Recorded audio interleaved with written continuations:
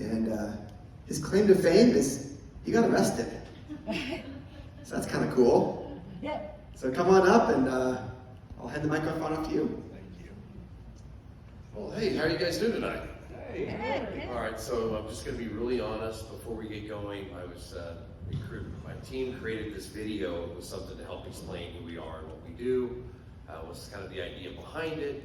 And wouldn't you know it, I was explaining this to my wife of 23 years, and we have 2 beautiful children, Stephanie. I said, honey, what do you think about those videos? It's like too much self-propaganda. Like, what do you think? She said, I think you're a narcissist. You're about to see why. So, anyway, so if you play that first video for us, and then we'll get past this part. So bear with me. I promise not to be too awfully boring when I deliver some truth and facts about January 6th this evening. Oh, technical difficulties. How many of you went to January 6th? Oh, okay, good. Nobody else is going to jail, just me. Okay. We know people who went. Yeah. Are you ready for the first one? Oh, okay. All right, so I'll tell you what. So let me know when you're ready. Okay, so for those of you, how many of you have seen something about January 6th on TV? Okay, great. Yeah, January 6th. Yeah. Okay. Somebody's seen something about January 6th on TV. How many of you heard in the very beginning that all these violent Trump supporters showed up to overthrow the government on January 6th? Yeah. And how many police officers died? They beat police officers with fire extinguishers. It was the most horrible thing, wretched day ever, that's what everybody came for. We all heard that. And then they told you Roseanne Boylan died of a drug overdose. And then they told you that Brian Sicknick was beaten to death with a fire extinguisher. And then they told you another person had a heart attack, right? These started to resonate with you. Uh-huh. They told you about these people. They told you yet another person died of a heart attack, right? Wow. And then they told you 140 police officers were injured, beaten by the crowd. Police officers were hospitalized. Some of that is true. There is some truth to what you were told. Now, before we go any further, how many of you trust the media? How many of you trust the government? When's the last time you looked at a politician in federal government and said, that's a guy I could trust? If I had a pile of cash in my house and I needed someone to count it and tell me how much it was, I'd give it to that guy. Not very often. Not very often. Interestingly enough, do you know who the coroner was that told you about all those deaths? Brian Sicknick, Roseanne Boylan. You knew about Ashley Babbitt. We all saw her get shot, right? But do you know who that coroner was? Do you know it was the same coroner that ruled on the George Floyd death? Oh, gosh. Wow, that's a real interesting scenario. This is a coroner that ruled on the Michigan death, ruling on the deaths in D.C. Did you know that the Washington field office assistant director was promoted just before January 6th? Michael D'Antonio? Did you also know that individual ran the entire operation and was the field director in Michigan during the Gretchen Whitmer kidnapping scandal? Do you remember that there was 12 of the 18 people involved were federal agents? Did you know that? What's wrong with that picture? I mean, the mind starts to wonder, right? And what is wrong here? Did you know, who knows who General Michael Flynn is? Anyone ever heard of that guy? Oh, yeah. Yeah, America's General Michael Flynn, great guy. Do you remember Peter Strzok, McCabe, Valentine, these names? And then it turned out that there was a fake dossier, and someone delivered fake and false information to the DOJ. Delivered it to the courts and landed and Judge Emmett Sullivan sent General Flynn to prison. Do you remember that? Jocelyn Valentine. Do you know that Jocelyn Valentine, you would think, one after you had committed such an atrocity of knowingly delivering false evidence to the court, what should happen to you as an attorney? What would happen to a conservative attorney? There's something called the Bar Association. They just bar you, right? That's typically the case. Modus operandi. Should be. Except Jocelyn Valentine's promoted. She is in charge of the January 6th prosecutions for the Proud Boys, the Oath Keepers. Interesting story. 2 years ago, I was speaking on stages, and I was talking around the country telling people that Officer Harry Dunn lied to Congress, telling people that Officer Goodell lied to Congress, Michael Fanone lied to Congress, Officer A.B., Wyatt, Watt, all lied to Congress in their testimonies. And people said, well, that just can't be. The evidence in the videos, I said, they all lied. They all perjured themselves and stand in front of the Congressional Committee. Additionally, I was telling people that they now are lying in court. How did I know that? I also was privileged to the sealed proceedings because I worked on the Oath Keepers trial and I worked on the Proud Boys trial. I'm one of the few, there's only 2 men that have seen all 3 of the trials, Oath Keepers, 3 percenters, and the Proud Boys all the way through. That's me and Nick Smith. If I told you the abhorrent failures of your justice system, if I could tell you the evidence that was ordered destroyed and the evidence ordered sealed and the things that I can't tell you about because I don't want to go to prison again, you would be very disturbed.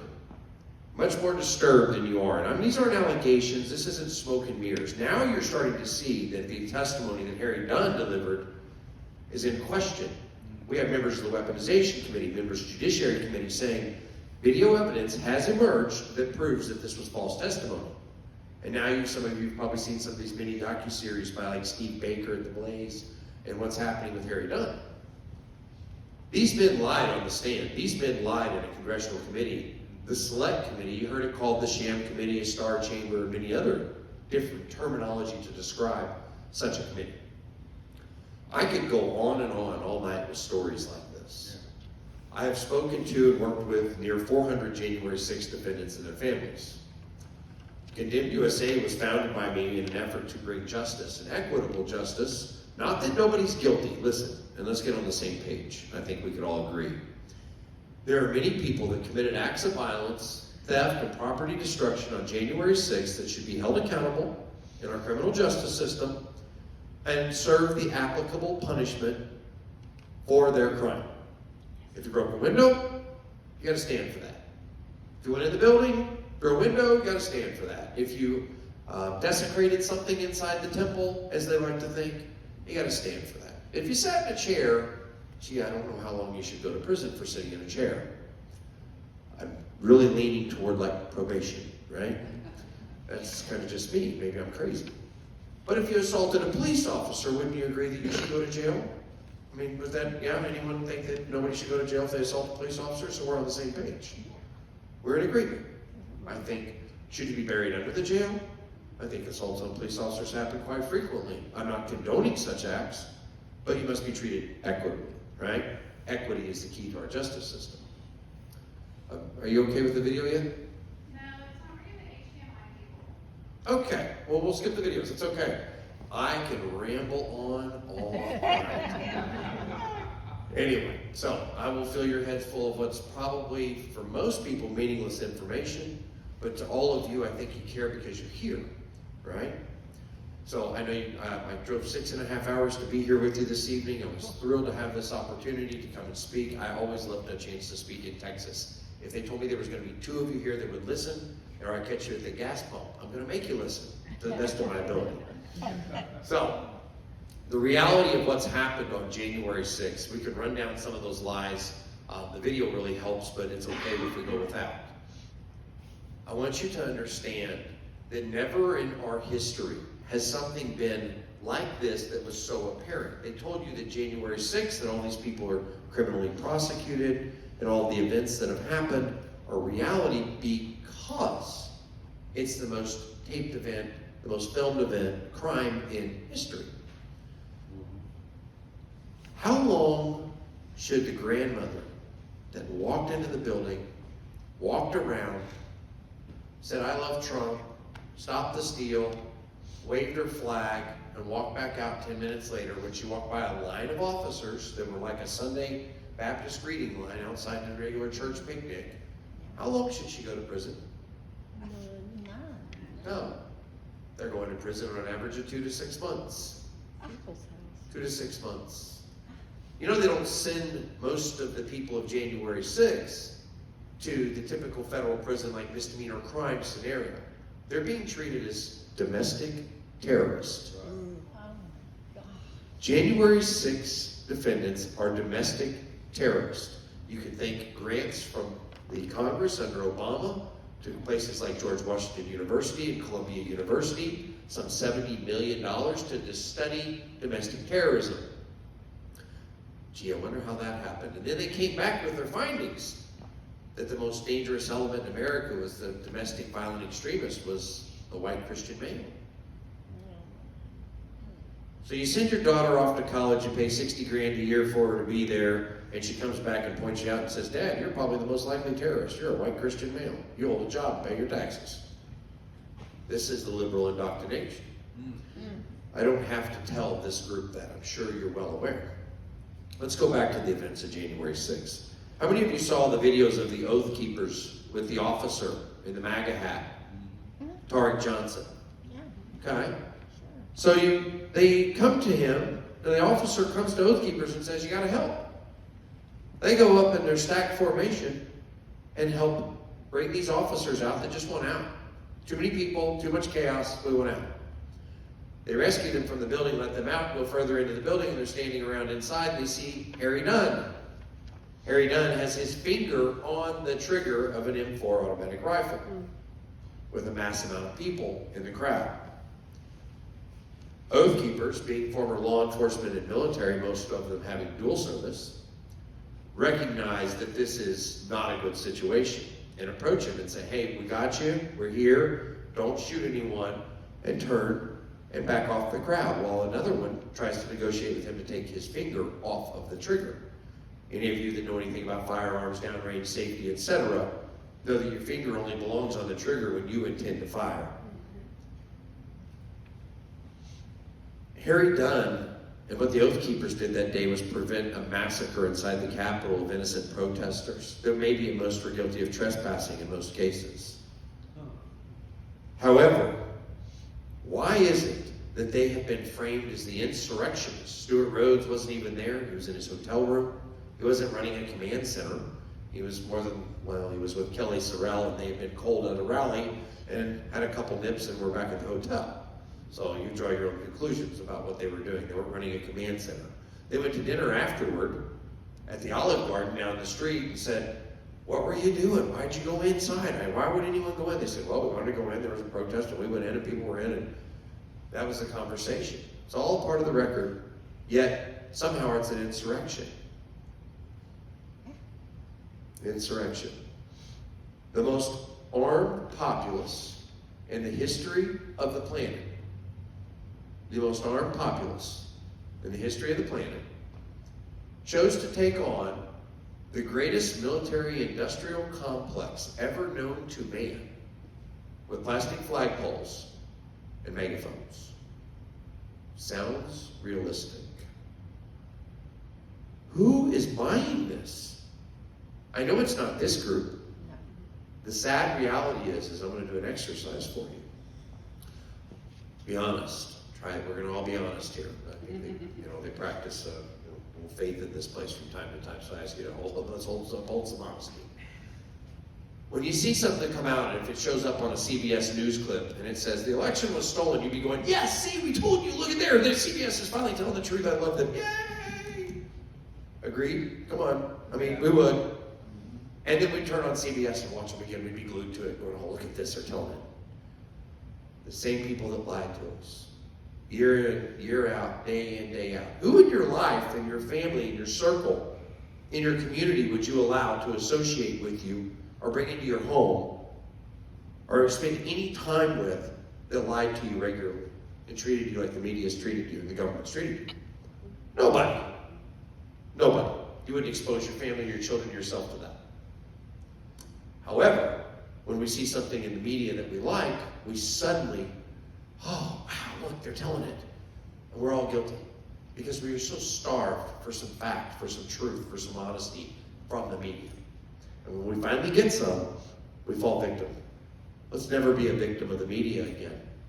Leave them off. Turn them off. Support your local podcasters. Support your people that are out there, Real America's Voice, the Newsmax, ONN, whatever. And when they say something you don't like, write them and tell them to stop watching you. I'm not watching your channel anymore. I was on an interview with a channel some time ago, and the guy said, "Oh yeah, great." And he said, "Well, it's great. Thanks for supporting our show." I said, "Oh no, I don't support your show." And he said, "Well, that's good." I said, "No, I stopped supporting your show when you guys said that the election wasn't stolen. It was done." And the newscasters looking at me, "Well, what?" I was like, "Well, one of the members of your team, the three of you, said that there was no election theft and this was ridiculous and we needed to move on, and that was the last day I turned on your show. I actually came on the show here to tell you that today." It was the last time I was invited on. Anyway, so I've done some 200 shows. I've been out there in a lot of magazines. We've done Bloody Hill. I don't know if any of you saw the documentary Bloody Hill. I've done a lot of information out there. We've put, my Rumble channel has 200 plus interviews, been in features in magazines. So a little bit about me. I was pissed off about a stolen election. I think we all were. We all saw what happened. Yeah. You can't have dead of night, 6 states, all the stop counting and all the things that happened. And I felt like, guess what? I've never been to a political event in my whole life. I shut my mouth, I stayed home and I voted and I left everything alone. And I went to work and I went, you know what? You gotta make enough money to be able to pay your taxes and outrun whatever nonsense the government's doing and be well prepared. By the way, that reminds me, are any of you preppers? Anyone like keep canned goods and preparing for their end times? Me too. I have a list of all the Democrat signs, all the Beto voters in my neighborhood. I know where I'm going. When the shit hits the fan, I know exactly where I'm going to get my supplies. They want to share, they want to give everything away, and I know where I'm going. So I just made a list. Anyway, no, in all seriousness, we have long since lost the idea of the neighborhood Democrat and the neighborhood Republican. There is no common ground. It doesn't seem like there's a conversation anymore. We can't talk politics. It used to be you just didn't talk politics in the bar, or you didn't talk religion in the bar. I'm sorry, it's time to talk politics everywhere. And it's damn sure time to talk religion. It's time to talk about faith, it's time to share, and it's time to return to a moral compass in this country. So I know you didn't come here to get a lesson from me on faith, and you didn't come here to hear about what I've done in interviews. I will tell you to pay attention to Laura Logan. I know this crowd, all of you being over 20, have seen Laura Logan somewhere in your history. Laura Logan's releasing an amazing docuseries right now, covering a lot of January 6th, and I ask you to please engage in that. So let me share with you, go back to January 6th. How many of you have heard of the Proud Boys? The infamous Proud Boys, the king and his men of merry insurrectionists, right? Enrique Tarrio, Dominic Pizzoli, Ethan Nardine. Oh my gosh, right? There is 3 really bad dudes. Then you have Zach Real and Joe Biggs, 2 more really bad dudes. Joe Biggs is a Purple Heart recipient who received TBI from an IED, doing his 2nd tour of duty, and was known as a man that ran to the front. Dominic Pizzola is a Marine veteran. Zach Reel's a veteran. You've got to be kidding me. You're going to tell me that these veterans did this horrible act in this country? They were just horrible people. Well, let's talk about veterans. I think everybody here respects veterans. Do we have any veterans here tonight? Thank you for your service. Did you know that 72% of the people that are indefinitely detained in the Washington, D.C. gulag are veterans and law enforcement personnel? 72%. That's a staggering number. Why? What are law enforcement and veterans trained to do? Defend the Constitution, protect the people. So when an organization like the Metropolitan Police Department, the ninth most violent police department, has been sued for more money than all but 8 other police departments in history, launched tear gas and concussion grenades and a flurry of rubber bullets into a crowd from a height. These are designed to be non-lethal, less than lethal munitions. Except when you have an angle where you have nothing but heads to shoot at, you've now created a lethal capacity for a non-lethal weapon. Supposed to be a crowd deterrent. How'd that work out for them? Not real well. When you launched those tear gas and concussion grenades, did you see the pictures of the people on fire? Did you hear Congressman Sparks speaking recently about people showed up with strollers and the kids? This wasn't a militarized public. And people said, but they're wearing paramilitary gear. Any of you go to the rally in November or December in D.C.? I was there for both. Antifa and BLM were allowed to act in their feral capacity and beat the living hell out of Trump supporters. Watch the videos. You had women, there was one of the touching stories. There's two women and they're coming down the street and they have their big banner and they're all proud. They have it on the pipe and the banner thing and they're marching down the street and it's Iowa Women for Trump. It was kind of whatever it is. And they're two grandmothers, right? And I say this, affectionately, 60, 70-year-old women. And they're marching down the street and these Antifa guys run up, grab the banner, wrestle it away, and one of these women jumps back, and the other one, she wasn't the jump back type. She tries to grab this banner. Grandma says, that's mine. And she starts pulling on the banner, and there's a tug of war going. And the Antifa guy wraps it up, gets up next to her, and hip tosses Grandma into the street. Grandma's laying on the street. There's some Proud Boys nearby that come running out of nowhere. Kapow, right? Like the old Batman series, just like this young man deserved in his 20s. Guess what happened? Thank God the police were only a short distance away. They saw the whole thing. Guess who got arrested? Who walked away? Oh, yeah. Do you remember that they stabbed 4 people in December? They upped the game.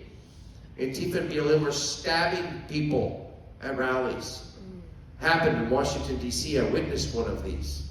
Was there. I went to the November event, and I was wearing slacks and loafers and a golf jacket. I'm a golf dad, very proud of my 2 junior golfer boys.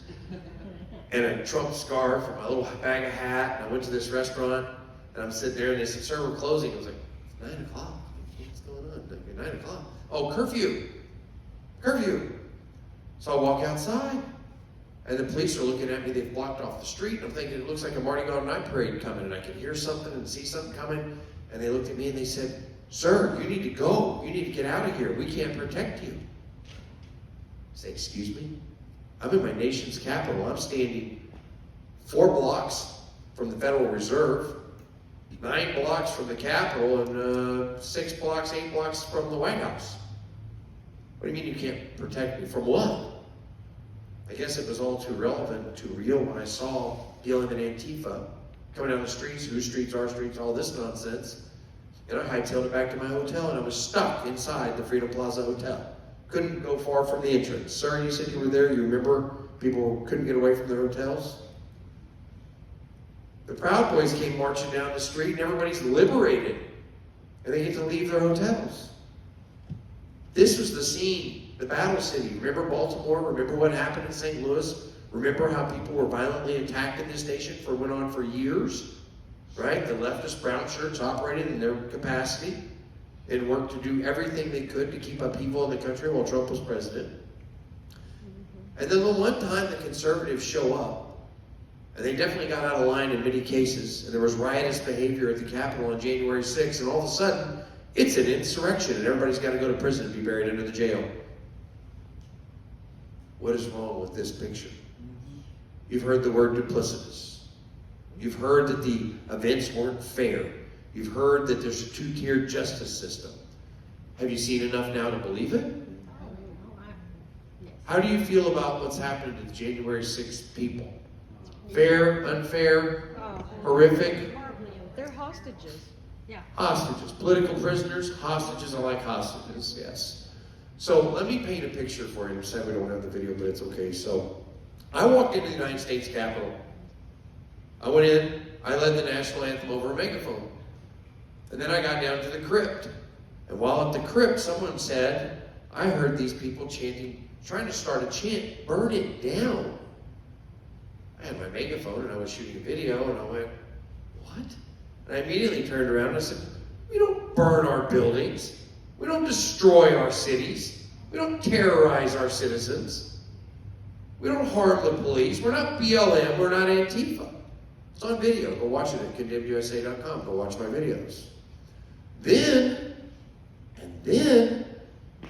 I said, man, we need another dose of this. I drove 1,400 miles going across the country to yell, stop the steal, and you bastards, and whatever else. And I had to abandon that and stand up for the police in the United States Capitol because there were some idiots there. Well, it turns out those weren't our idiots. We did have some of our idiots got out of hand. Be honest, we have to own it, okay? So at which point I went on ad nauseum about this on a megaphone, telling people we don't harm the police, we don't grind buildings, peaceful protests, etc., until the police came over to me and said, thank you. I said, yes, sir. He said, what do you think we can do about getting some of these people out of here? And I tell him, again, go watch the video interaction. And he puts his mask up, and I'm like, oh, God, I hate this, but I'm going to do it out of respect for this officer, kind of on his turf. And I put my gaiter up in it, and he says, well, what do you think? I said, well, I don't know. You see what's happening here? It's kind of a powder keg now. I don't know what to do. And he says, well, what do you think we can do about getting some out? I said, I don't know. Anyway, so we back and forth this, and he said, oh, thanks for trying to keep the peace and doing the right thing. I said, yes, sir. We shook hands. I asked if somebody could get a video of us. I said, yeah, shaking hands with the cops. And then I realized they want people out. I'm going to lead by example. And I started saying, listen, we need to listen to the police. We need to go. And I started heading back the way I came. I'd been in the building about 4.5 minutes at the time, 5 minutes. And as I was going down the same hallway along the exterior building that I saw, when I came in, I saw this window, and I could see all the people in the police line in their little yellow line making the L. And I was like, oh man, I gotta get a picture out this window. This is so cool. And I go take a picture. I step on the windowsill and I take a picture. And I wave, and I'm thinking it's Time Magazine Man of the Year. I'll be able to tell my grandkids I was here. Oh, yeah, I didn't know what, Time Magazine Man of the Year, yeah. And then this guy whips out this big bottle of Jack Daniels out of his backpack, and he goes, what? And I was like, oh, pardon me, sir. But, so I enjoyed a little swig of Jack Daniels. And then I went, oh my gosh, I gotta get a selfie of this. And I had a shot of Fireball. And then I immediately went back to helping the police. And then the police came to me and patted me on the back, thanking me, hey, back to blue, support the police, guys, listen to the police, trying to get you to leave, let's go. I broke for about 1 minute to take that video, drink that shot of whiskey. And then I'm helping the police again. Then I go outside and remind people to remain peaceful, etc., ad nauseum. And then, did anyone see the video of the crazy guy? And anyone follow the Colorado ballot thing? Colorado ballot case? Anyone watch the opening argument? No? No one watched the opening? Okay. So then I go outside, and I come down the Capitol steps. And this guy runs up to me, and he says, hey, you've got a megaphone. And I said, yeah. He says, you got to read this. It's tweets from President Trump. Now, it's about 4:10 in the afternoon. And I was like, yeah, let me see about that. I don't know. Let me see. Oh, okay, legit. Looks good. Scavino, blue check mark, Twitter. Okay, I'm good with this. Be peaceful. Don't harm the police. No violence. Oh, okay, I like this. So I read the tweets. After reading all of the tweets, because it was 4 something in the afternoon, there was the 224, the 238, etc. This idiot starts spewing off about stealing this letter, who I'd already taken my megaphone away from once after. It's an ordeal. I don't have time for that long story.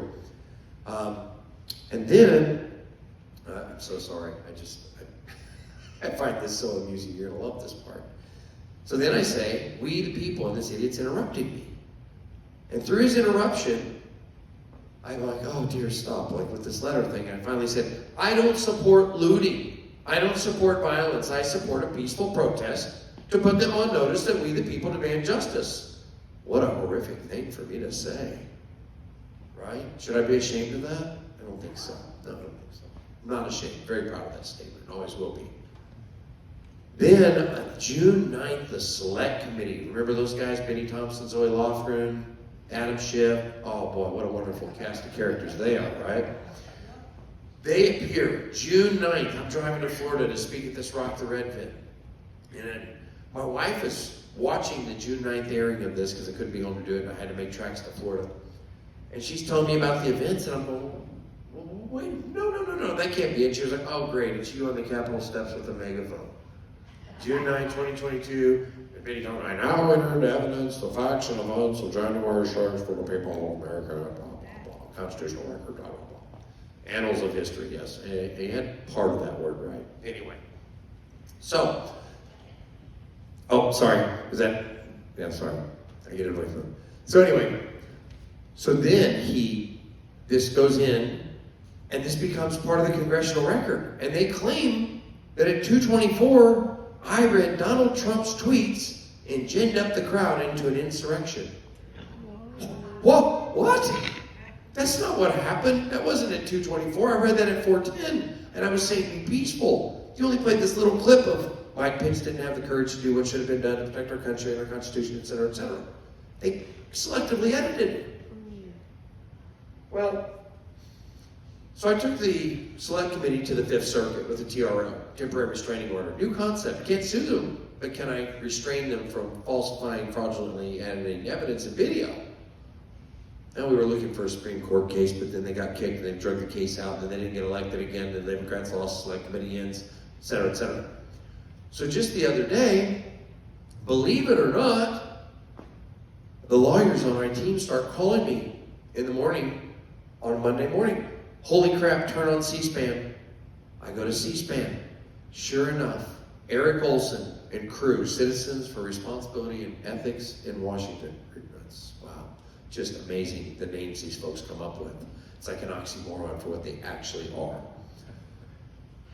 You would not believe this, but in the middle of the Colorado case to keep Trump off the ballot, they played this video again and made the same fraudulent claim that this guy was the mouthpiece of Trump to start the insurrection, and therefore Trump shouldn't be on the ballot.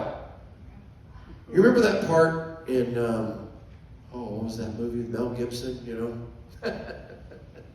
Oh, but anyway, I can't go there, I'm sorry. Shouldn't go there, I shouldn't do it. Oh, that's right. You know, and he turns around and he picks up, the kill. Yeah, that's kind of where I was at the TV, like, you've got to be kidding me in my office, right? I'm like, yeah, this is wrong. So I called the legal team and I said, all right, that's it, I've had enough of this. I knew about it on Monday. They played it again on Thursday as evidence. So we filed a motion to intervene. And I filed a motion of a $7.2 million lawsuit suing Crew and Eric Olson for fraud on the court. This case went live on Friday. The judge accepted the motion to intervene just the other day, and it's live. Condemned USA was not designed to be an organization to go sue people. Condemned USA was an organization to help people that are going through the January 6th event. Well, I think that if I'm going to help people that are going through the January 6th event, some of those actions better be keep Trump on the ballot. I think that's probably the best chance these people have, because if you haven't noticed the climate, the political climate, and the corruption of the judges, I don't know how else we're going to do something about that. So, let me get to some of the people we helped. Have you heard the story of a young man named Isaac Thomas from Michigan? Isaac Thomas, the youngest J6er, 18 years old, first time he ever left his state. He wanted to go hear his president speak. Never left Michigan before. He was emancipated after being abused, raped, drugged, prolonged abuse that happened in the criminal system of the child trafficking system of the CPS system of Genesee County in Michigan. The gentlemen that did this to him recently were convicted and sentenced. Thankfully, there's more of them to go, but I've been speaking to the attorneys handling that case on his behalf.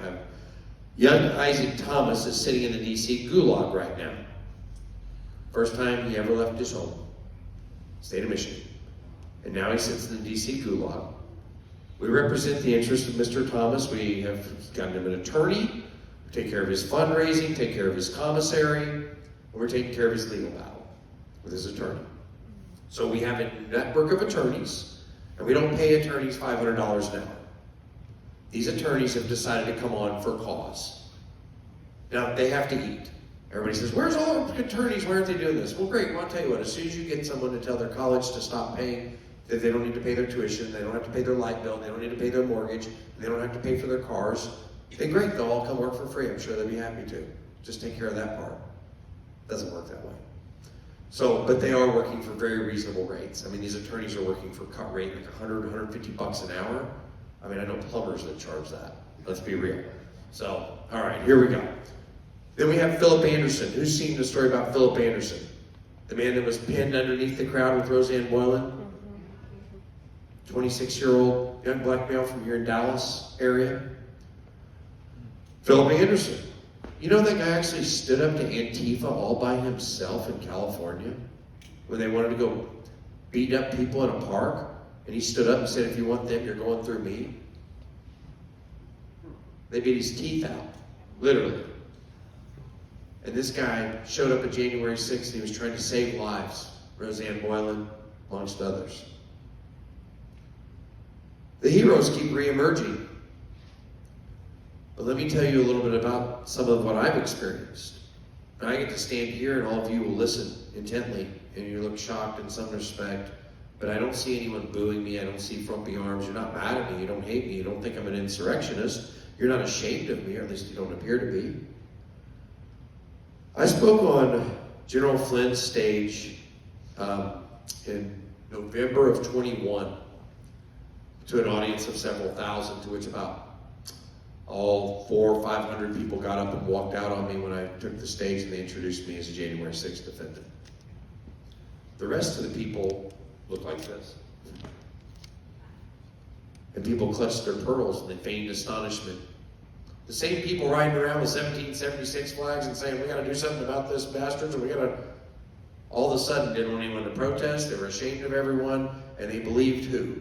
The media and the government about what happened on January 6th. And the more you know now, how far away are we from where we started on January 6th, what the truth was then, to where we are now? The truth keeps pouring out. It's almost like they handed out smallpox blankets and claimed that everybody there was just sick already. I mean, seriously, it's that bad. Now, Philip Anderson, Dominic Pizzola. He broke a window with a riot shield. He wasn't the first one to break it. The guy that broke it first, no one's ever been charged. But he did break out a window with a riot shield. He needs to go to jail for that. How long? 6 months. Okay, I'll take your bid. 6 months. Anyone go higher? 6 months. I got a 1 year, 1 year, two. Good. 12 years for breaking a window at the United States Capitol. 12 years. And he's being sued for over $1 million by the Attorney General of D.C. If he does get out, he does get pardoned, he'll be broke. Forever. Let me ask you another question. How long do I belong in prison for what I did? I don't know, weekend, day, 2? How many years on probation do you think I should do? It's obvious I was helping the police, the judge admitted it. I'm going to do 6 years. No priors, never been convicted of a crime. 4 points, misdemeanor, knowingly entering or remaining in a restricted building or grounds. But the news said I was facing 23 years in prison. And I was. They charged me with that 1512 obstruction of Congress. The Joint Terrorism Task Force raided my home. Over 20 officers to watch the video on Condemned USA. We got them on the Ring camera. My neighbor came out, God bless that man. He came out and said, well, now that I see you got all these people rounded up and you got him, I guess y'all are going to get Hillary next? Gary, I do. Sir, get back inside for your charge with obstruction of justice. He said he gave him the throbbing middle finger of love and went back inside. What I came to talk to you about, though, is very serious tonight. The American people abandoned the January 6th community early on because you were ashamed. You thought they did the horrible things they said and that they were all responsible of the same thing. If in this room, one of you stands up and punches somebody in this room, are we all guilty of that? If we all stand and look? Let me explain something else to you. When you walk outside this building, can you see what's happening on the other side? If there was somebody over there beating somebody up, and then they came around the side and you were like, hey buddy, how you doing? High-fived you, and you high-fived them. Does that mean you support what they just did over there? That's January 6th. That's the way the courts are playing it. Oh, you high-fived the guy that beat police 20 minutes ago. I didn't know. He said, go Trump. And, that's what's happening. They have weaponized this justice system. It's not just a story. It's not just a newspaper headline. It's not just for clicks. It's for real. They're playing for keeps. Why? The question is why? They wanted to shut you up. People were showing up and it was too many people and they knew it was a problem. And they couldn't contain it. So what they have to do? They did what governments have done for 10,000 years. They clamped down on their populace, on the citizens of their country, with an iron fist, heavy shackles, and the chains would be heavy. And now you're watching your fellow man go to prison, and you're scared to even donate to help the cause, because you don't want to end up on a list. All of you are already on a list. Good God, you're part of True Texas Project. I mean, what could be worse? I mean, you're obviously extremists. Look right there, all of you are cannon owners. This is a domestic violent extremist symbol. Have you not seen the FBI and you joined this group? Hey, who is from the FBI here? At least one of you, for sure, no question. So, anyway, to the FBI, back to the kilt thing, right? Anyway, so, listen, folks, this is a very serious matter. And I like to make fun, and I like to have some laughs with you along the way, but I want to get to reality. There's people that need your help. I represent those voices. There are voices that can't get out of a space bigger than this to that wall all day, every day. They've been over 1,000 days without a trial. 1,000 days without a trial. In this country, in the United States of America, 1,000 days with no trial. The 9/11 terrorists were tried before that time. I spent the weekend at 9/11 one cell down from where the 9/11 terrorists were held. I was held in solitary confinement, shackled up in a maximum security facility for a misdemeanor trespassing first offense. And I was guilty of helping the police inside the Capitol and drinking a shot of my own whiskey. I don't need your help for me. I need your help for these people. I don't take a salary from this organization. I'm not paid dividends from the organization. I don't take a percentage of the fundraising. I've done this for 3 years out of my pocket. I'm $300,000 plus in the hole from my own pocket. And my loss of business is over $10 million a year in my business. And I'm still going. And I'm launching more cases. And I'm taking on more people. And I'm not a wealthy man. I've spent into oblivion, and my wife is probably going to leave me eventually if I don't stop. As a matter of fact, that's a whole other story.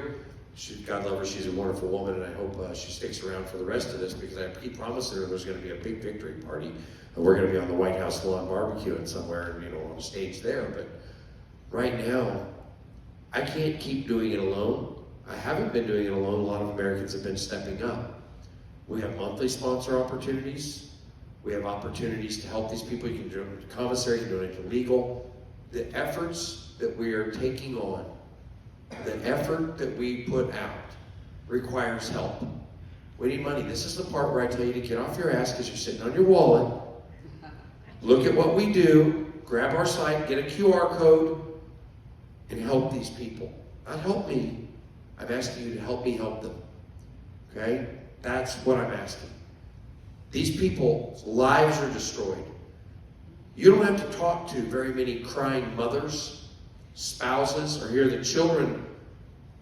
One of the worst things I've had to experience about 6 months ago, 8 months ago, is I heard a baby crying in the background, and it dawned on me, because the mother was talking about she was hoping to go and have this first visit. Remember, they weren't allowed to have medical services. They weren't allowed religious services. They weren't allowed visitors, and if they visited with their attorney, they had to do 2 weeks in the hole because of COVID. Remember that?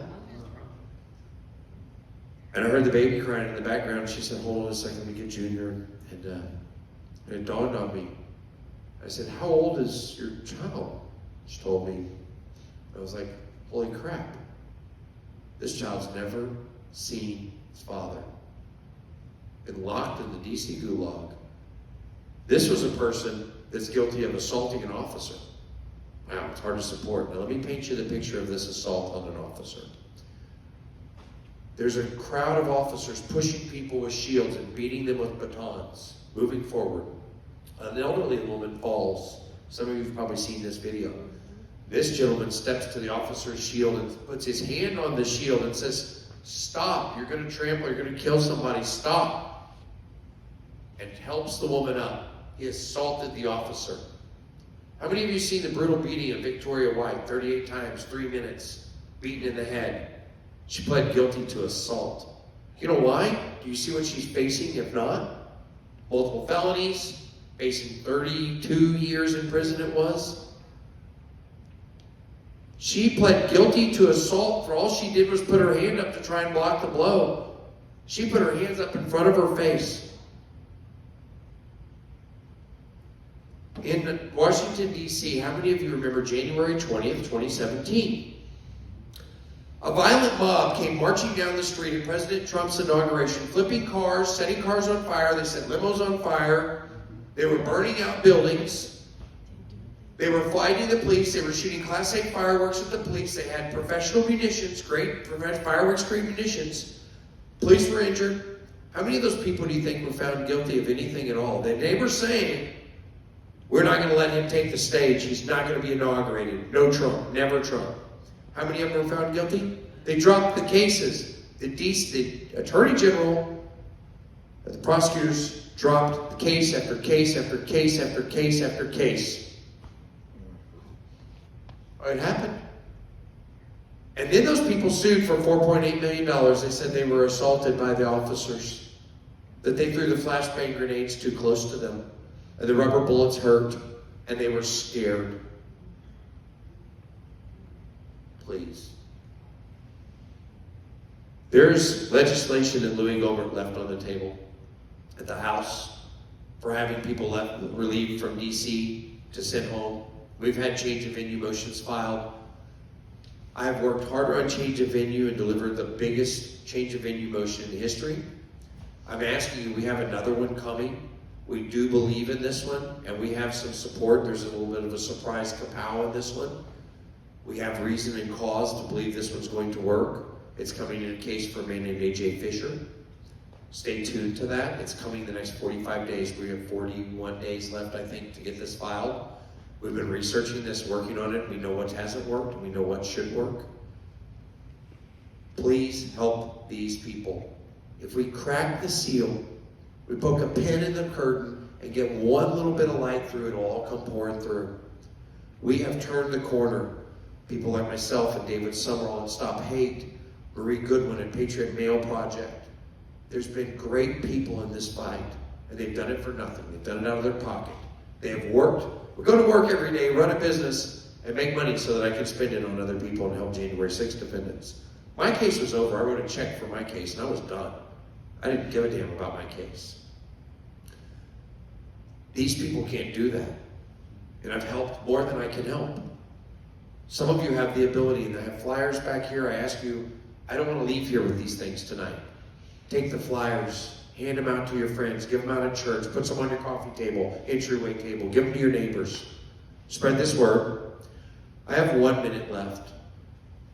The last thing I want to share with you is that if you don't take your country back now, in 2024, and I'm not suggesting anything, but I'm going to ask you, how many more elections are you going to let them steal?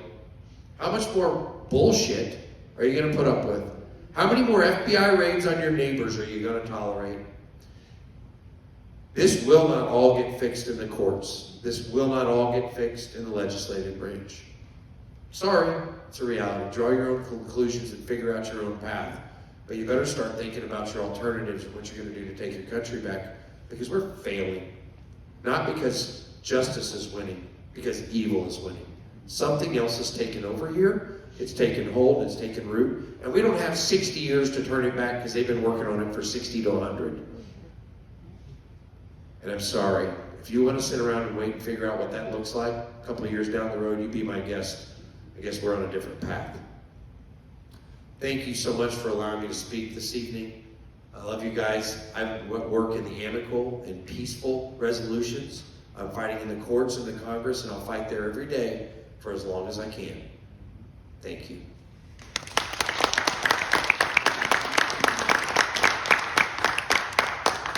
All right, everybody, thank you for being here. Feel free to stick around and chat afterward, meet the candidates, ask Treniss any